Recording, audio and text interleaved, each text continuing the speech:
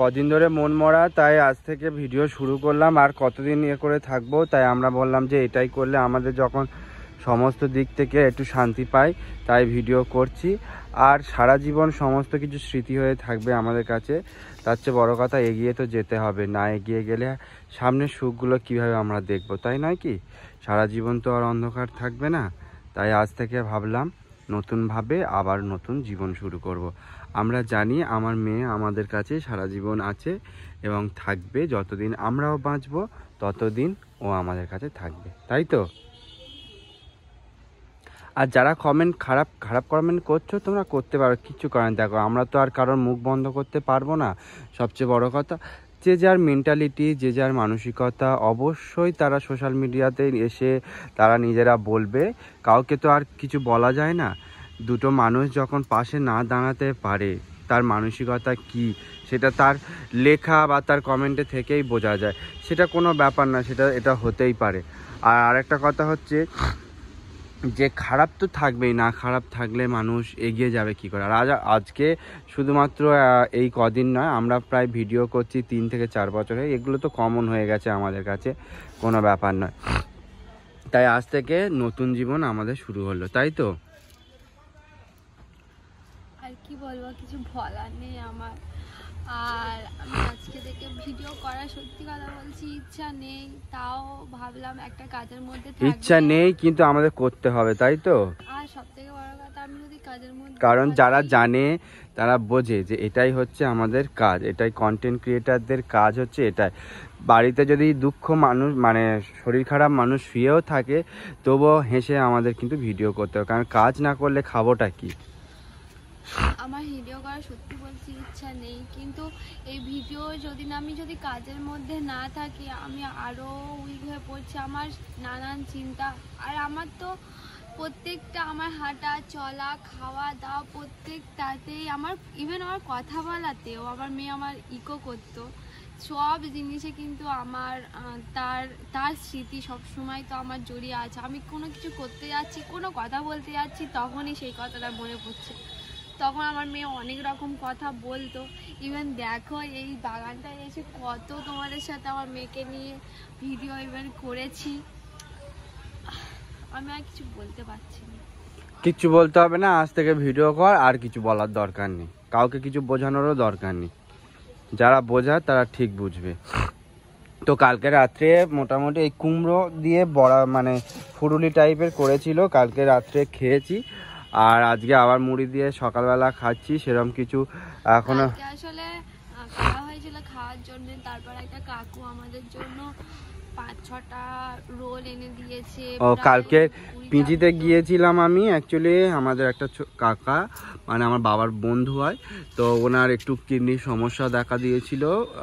সেই কারণে আমি গিয়েছিলাম ডাক্তার দেখা। বলে ওকে টাকা দিচ্ছিল, আর ও নেয়নি, তো ওই জন্য খাওয়া দাওয়ার কিনে দিয়ে গেছে। তো ওই জন্য আর কুমড়োটা রেখে দিয়েছিলাম ফ্রিজে, যে গরম করে খাওয়া হবে। তো চলো, গরম করে নিয়েছি, সবাই মিলে খাবো। আমি আজকে খাবো না, কারণ বাসি হয়ে গেছে, খেলে আমার গ্যাসটা যাবে, ওই জন্য খাবো। আর রান্না কি হবে জানি না। 2টো মাছ ছিল, তেলাপিয়া মাছ, এই মাছ দুটো ঝাল করা হয়েছে। আর দিদিভাই হয়তো বাজারে যাবে।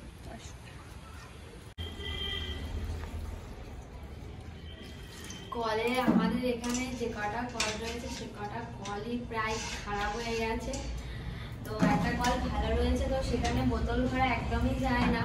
ওই জন্য ছোট ছোট ড্রামে করে একটু জল এনে বাড়িতেই বোতল ভরে রাখছি। কারণ গরম তো পড়েছে, আর ফ্রিজে তো বোতল তো দিতেই হবে, ঠান্ডা জল ছাড়া তো আর চলতেই পারবো না। তো ওই জন্য বোতল কটা ভরে নিয়েছি। তো আর ফ্রিজে এবার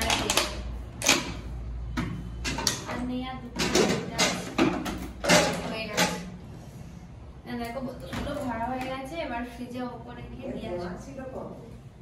দেখো বন্ধুরা, আজকে দিদিভাই নিহেরে মাছ এনেছে, আর সাথে এখানে রুই মাছ এনেছে। দেখো, তো নিহেরে মাছগুলো তো কাটা হয়নি, এগুলো একটু পরিষ্কার করে নিতে হবে। তো তার জন্য বাড়িতে কেউ নেই, তো দিদিভাই গেছে ফুকুকে স্কুল দিতে। আর আমি এখন এটা পরিষ্কার করছি, কেউ নেই যেহেতু। আর আমার আর কোনো কি কাজ বলো, আমার আর তো কাজই নেই। তো চলো এগুলোকে পরিষ্কার করে কেটে আর রান্না বান্না আজকে আমি করব। কদিন আমি তো কতদিন রান্না করিনি, তো ভাবছি আজকে রান্নাটা করব। কালকেও করেছিলাম, তবে কালকে সয়াবিন আলুর তরকারি। বেলা 11টা বাজে, এখন মুড়ি খাবো, সাথে একটু ডিম ভাজা করেছি। আর এখানে কাকিমা বলে তো রান্না করতে হবে না, তুই গিয়ে বসতে যা। সব ভাই বললাম ভালো লাগছে না, তো সবজি কটা কুটে দিয়েছি। আজকে পুঁই শাক, আলু, কুমড়ো দিয়ে একটা ঘ্যাঁট হবে, মাছের মাথা দিয়ে, আর মাছের ঝোল হবে। তো বললো তুই কুটে দে, আমি করে নিচ্ছি। তো সেখানে রান্না বান্না হচ্ছে আর সাথে গল্প হচ্ছে। আর সবাই চাইছে যাতে আমি স্বাভাবিকভাবে কোনো সবার সাথে ব্যবহার করি, তো সেটার প্রস্তুতি সবাই মিলে করছে। ইভেন আমাদের সামনের ফাংশন হয়েছিল কাল পরশু, তো তখন আমাকে জোর করে নিয়ে গেছে, বলে মনকে শক্ত কর, সামনে এগিয়ে চল, বাড়ির সবাই আমার পাশে আছে, সাপোর্ট করছে। তো তো ওদের জন্য তো কিছু একটা করতে হবে বলো, তো সেজন্য আমাদের প্রতিবেশী সামনেই, তো তাদের বাড়িতে একটা ছোট্ট ছেলে হয়েছে, তো সেজন্য আমাদেরকে মিষ্টি দিয়ে গেছে, অনেকগুলো মিষ্টি। তো ফ্রিজে ছিল, আর কাউকে দেওয়া হয়নি।